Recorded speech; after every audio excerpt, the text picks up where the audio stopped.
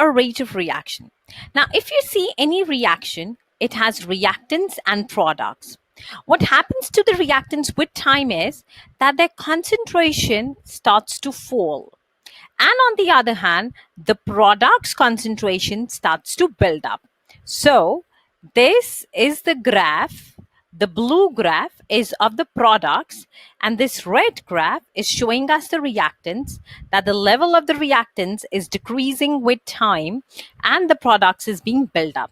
So in order to measure the rate of the reaction, what we can do, we can use the change in concentration of the reactants and the product.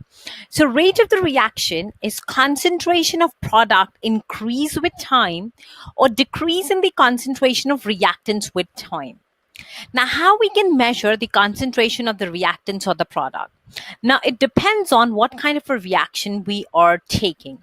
So if the reaction involves a solid reactants, we can weigh the mass of the reactants at different time intervals and plot the graph, and we'll get a shape of the graph something like this, sloping downwards because the reactants decreases with time. On the other hand, if there's any reaction that involves gases, we can measure the volumes of gases evolved at different times intervals, and we'll see that the graph looks like this, where volume of gases increases with time. And if there's any reaction that has a precipitate being formed, then we can measure the concentration of this precipitate by using a spectrophotometer and measuring the absorbance value. So these are the various ways in which we can measure and plot the rate of the reaction. And for any of these graphs, we can draw a tangent and then find the difference in the y and the x axes to find the rate of the reaction.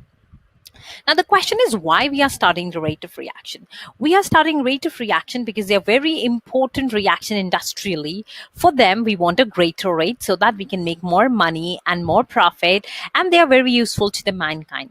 So for them, it's very necessary for us to understand what factors affects the rate of the reaction and how we can alter them to increase the rate of reaction. So the factors that affects rate of reaction can be explained with the help of collision theory. Now, collision theory states that, remember, it's very important because any factor that is affecting rate of reaction comes in the exam, you need to answer about the collision theory. So collision theory has three parts. It says that for a reaction to take place, we require collision, and the particles should collide for the reaction to take place. And it's not just bumping into each other that will make up the reaction faster. All the particles should collide with the minimum energy required to start the reaction, called the activation energy. So the collisions which have energy equal to or greater than the activation energy is the successful collision. So we first want collision, then we want successful collision with the energy greater than the activation energy. And apart from collisions and the activation energy, proper orientations of the reactants is also required for the reaction to take place. So what are the factors that can now affect the rate of reaction? That are surface area, temperature, concentration of reactants, pressure, and catalyst. Now we'll answer all these effects and explanation on the basis of collision theory. Now you can see low concentration, fewer collision, higher concentration, more particles to bump into each other, greater the rate of reaction. So we'll discuss the first factor, how the concentration affects the rate of the reaction. So for the concentration to affect rate of the reaction, what we need to do, when we increase the concentration, the rate of the reaction increases. Now, why it increases? Because there are more particles, more collisions, more collision, more the chances of successful collision, and greater the rate of reaction. Okay, so if this question comes in the exam, how concentration of reactant increases the rate of reaction, make sure you explain the collision theory, that for the reaction to occur, we require collisions and successful collision. So if there are more particles, there'll be more chances of collisions and more chances of successful collision, increasing the rate of reaction. In the similar way, when you talk about surface area, when you increase the surface area or surface area to volume ratio, the reactants are very exposed to each other. So more the exposures of the reactants to each other, more will be the collisions, and more chances of collision increase the rate of reaction. So that is why it says that rather than taking a zinc mass or any reactant mass, you take a lumps of it or powdered reactant, because when you do it in a powdered form, you're increasing the surface area to volume ratio, so there are more chances of the reaction to take place. Now, when we talk about temperature, temperature does two things. First of all, it makes the particles gain kinetic energy, so they collide or bump into each other more frequently.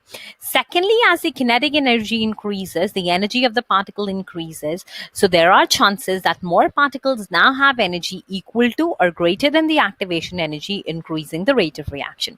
So remember, temperature does two effects: increasing the frequency of collision and increasing the energy for collision. Next is pressure. Now, pressure only holds true for the gaseous reactants. When you increase the pressure, it increases the rate of reaction, and there will be more particles in a lesser volume. So when you increase the pressure, what you do, we squeeze something. When you squeeze it, so the particles squash, so they collide more, they bump into each other more, and more the collision, more is the rate of reaction. Now, what does catalyst do? This is very important. You should be able to explain it graphically. That we'll be doing next. With the use of catalyst, the rate of reaction increases. How? This is for the second part of the collision theory, that catalyst provides an alternative route to a reaction that lowers the activation energy. Now, as the activation energy of the reaction is lowered, now you have the more number of particles having the energy equal to the activation energy, increasing the rate of reaction. Okay, so I hope all these factors are clear to you, and in all these factors, do not forget to take the name of collision theory, and if possible, explain this theory first and then come to the explanation of all these effects. Okay, in that case, you will never lose a mark. Okay, so now let's see how catalysts work. Now, the properties of the catalyst said it is required in small quantities, regenerated after the reaction. They increases the rate of reaction by providing an alternative route. An alternative route lowers the activation energy. As the activation energy is lower, there are more number of particles having energy equal to or greater than the activation energy, increasing the rate of reaction. Example, iron in the Habeas process, nitrogen and hydrogen forms ammonia. There we use iron as a catalyst. And nickel is used in a hydrogenation of alkene. Ethene plus hydrogen in the presence of nickel catalyst forms an ethane. Now, catalysts help those reactions that requires a very high temperature or high pressure to be successful at a lower or the moderate temperature and pressure. So it helps us to save a lot of electricity and energy cost, and helps us to prevent the greenhouse emissions or the fossil fuels emission by lowering the energy cost. So it's good and safer for the environment to use the catalyst. Now, this is a very important graph that you should remember. If you remember, in the energy changes, we drew this reaction profile diagram, that we have this energy, and this is a reaction coordinate, or you can write progress of a reaction. The reactants and the products are at a lower energy level, and there's a bump, and that bump is the activation energy without a catalyst. But when you do a catalyst, the reactants and the products remains at the same level, just this bump decreases. Here it says enzymes. Enzymes are biological catalysts, so you can write in the exam with catalyst. So with and without catalyst, you can see the bump is lowered, so the activation energy is lowered, so the reaction is possible at a lower temperature, increasing the rate of reaction. Okay, so I hope this is clear to you. Now, that finishes the rate topic, and now let's start with the equilibrium topic. Now, what is an equilibrium? To define an equilibrium, we should first know what is a reversible reaction. Now, there are many reactions in chemistry which are reversible. Reversible means reaction that proceeds both directions, that is the forward and the reverse. For example, manufacture of ammonia by a Habeas process. So nitrogen plus hydrogen gives ammonia in the forward direction, and in the reverse direction, the ammonia breaks up to give nitrogen and hydrogen. Now, how this reaction starts? You can see at the start, the reactant's concentration decreases and the product concentration increases. As the reactant is decreasing with time, the product is increasing with time. Now, at this point, can you see the concentration of both the reactants and the product is same? Why? Because at this point, the rate of appearance of product and the rate of disappearance of reactants is the same, and this is known as equilibrium. Now remember, do not write same in equilibrium. equilibrium has a proper definition, and you need to write exactly like this. Equilibrium is when the rate of forward reaction is equal to the rate of reverse reaction. Now, most of the students think that as the concentration doesn't change at equilibrium, the reaction stops at equilibrium. But this is not true. The equilibrium is dynamic. What is dynamic equilibrium? It means that the reaction does not stop at equilibrium. The reaction takes place with the same rate in both the direction. So overall, we see no change.